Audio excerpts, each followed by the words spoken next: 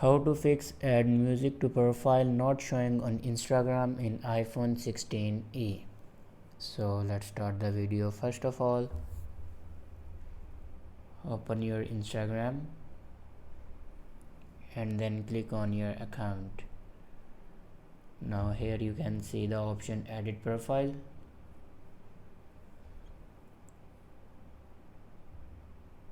Now here you can see the music option, add music to your profile.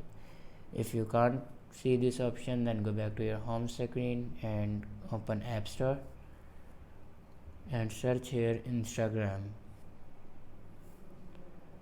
Now here you can check your Instagram updates. If your Instagram have any update, then update your Instagram. After update your Instagram, your problem will be fixed.